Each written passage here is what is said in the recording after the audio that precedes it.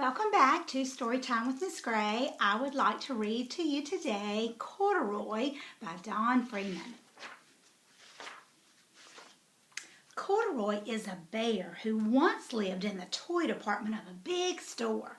Day after day, he waited with all the other animals and dolls for somebody to come along and take him home.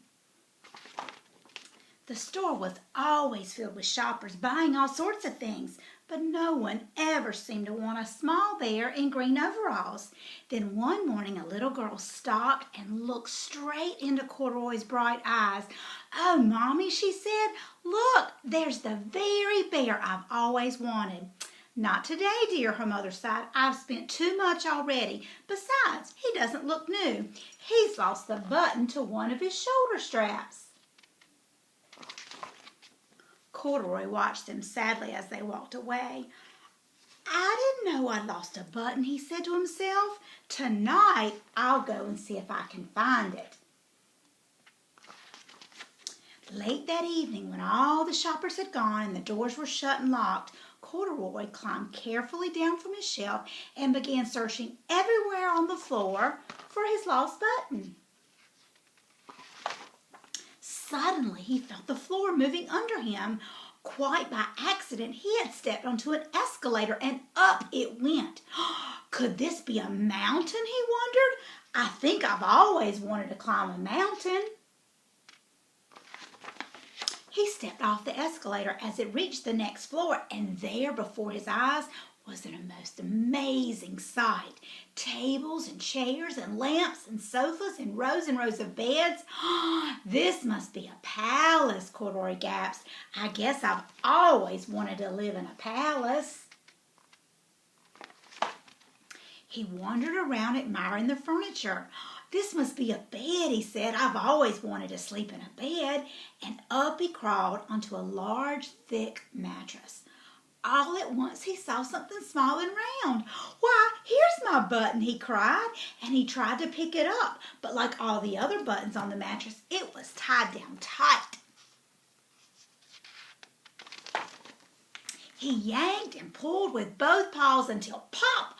Off came the button, and off the mattress Corduroy toppled, bang, into a tall floor lamp, and over it fell with a crash. Corduroy didn't know it, but there was someone else awake in the store. The night watchman was going his rounds on the floor above, and when he heard the crash, he came dashing down the escalator. "Now, who in the world did that?" he exclaimed. "Somebody must be hiding around here." He flashed his light under and over sofas and beds until he came to the biggest bed of all, and there he saw two fuzzy brown ears sticking up from under the cover. "Hello," he said. "How did you get upstairs?" The watchman tucked Corduroy under his arm, and he carried him down the escalator, and he set him on the shelf in the toy department with all the other animals and dolls. Corduroy was just waking up when the first customers came into the store in the morning, and there, looking at him with a wide, warm smile, was the same little girl he'd seen only the day before. "I'm Lisa," she said, "and you're going to be my very own bear. Last night I counted what I've saved in my piggy bank, and my mother said I could bring you home." "Shall I put him in a box for you?" the saleslady asked. "Oh, no, thank you," Lisa answered, and she carried Corduroy home in her arms. She ran all the way up 4 flights of stairs into her family's apartment and straight to her very own room. Corduroy blinked. There was a chair and a chest of drawers, and alongside a girl-sized bed stood a little bed just the right size for him. The room was small, nothing like that enormous palace in the department store.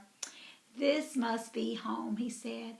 "I know I've always wanted a home." Lisa sat down with Corduroy on her lap, and she began to sew a button on his overalls. "I like you the way you are," she said, "but you'll be more comfortable with your shoulder strap fastened."